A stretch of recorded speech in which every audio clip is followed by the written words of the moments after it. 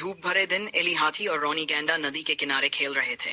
तभी अचानक एक अजीब पुरानी बोतल पानी में तैरती हुई आई। एली ने उसे खोला और एक पुरानी पेपर की टुकड़ी निकाली। ये एक खजाने का नक्शा था।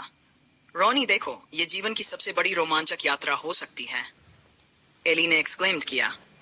रॉनी की आंखें उत्तेजना से चौड़ी हो गईं। चलो इसे फॉलो करते हैं और खजाना ढूंढते हैं। नक्शे का पालन करते हुए एली और रॉनी जंगल में गहराई में गए।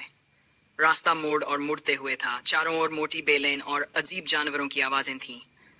उन्हें घने झाड़ियों के बीच क्रॉलिंग करना पड़ा, गिरे हुए पेड़ों पर चढ़ना पड़ा और नदियों को पार करना पड़ा। यह सोचा था उससे ज्यादा कठिन है, रॉनी पैंटिंग करता है। लेकिन हमें कोई रोक नहीं सकता, एली ने दृढ़ता से कहा। जंगल में कई घंटों की यात्रा के बाद वे एक विशाल प्राचीन पेड़ के पास पहुंचे, जिसकी छाल पर कई नक्काशी थीं। नक्शे के अनुसार खजाना पास ही छिपा था, लेकिन पहले उन्हें एक पहेली हल करनी थी। एली ने ऊंची आवाज में पहेली पढ़ी। खजाने को खोजने के लिए तुम्हें सुनना होगा नदियों की सरसराहट को। रॉनी ने अपना सिर खुजलाते हुए कहा, नदियों की सरसराहट, इसका क्या मतलब है? वे दोनों वहां खड़े होकर सोचते रहे।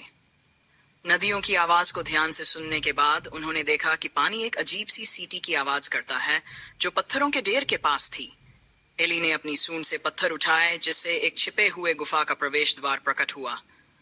मुझे पता था कि हम कर सकते हैं, एली ने खुशी से कहा। वे सावधानी से गुफा में प्रवेश किए और आश्चर्यचकित होकर देखा कि वह चमचमाती क्रिस्टल और चमकते सोने से भरी हुई थी। लेकिन बीच में एक पत्थर का रक्षक खड़ा था। लगता है हमें एक और चुनौती का सामना करना है, रॉनी ने घबराते हुए कहा। एली और रॉनी ने मिलकर अंतिम चुनौती को हल किया। पत्थर के रक्षक पर एक पहेली। एली की चतुराई और रॉनी की ताकत के साथ उन्होंने खजाने को खोल दिया। पत्थर का रक्षक चुक गया और खजाने का संदूक खुल गया, जिसमें चमकते रत्न और सोने के सिक्के थे। उन्होंने ये कर लिया था। हम खजाने के शिकारी हैं, एली ने खुशी से चिल्लाया और रॉनी खुशी में नाचने लगा। यह अब तक का सबसे बेहतरीन साहसिक कार्य था।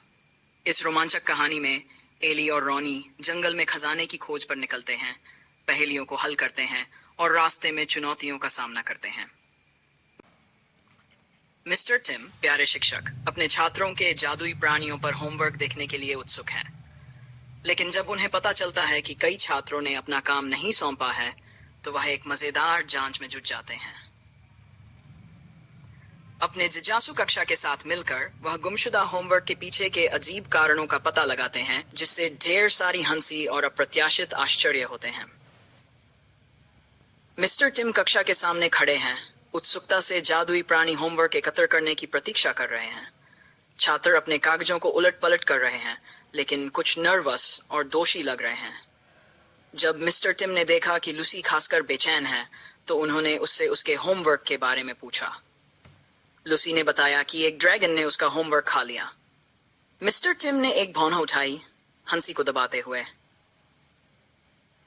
रहस्य को सुलझाने के लिए मिस्टर टिम ने कक्षा को जादुई प्राणी शिकार के लिए इकट्ठा किया, ये मानते हुए कि कुछ मिथकीय प्राणियों ने होमवर्क ले लिया है। खोज उन्हें बाहर ले जाती है, जहां वे एक शरारती गिलहरी को होमवर्क पन्नों के साथ खेलते हुए पाते हैं।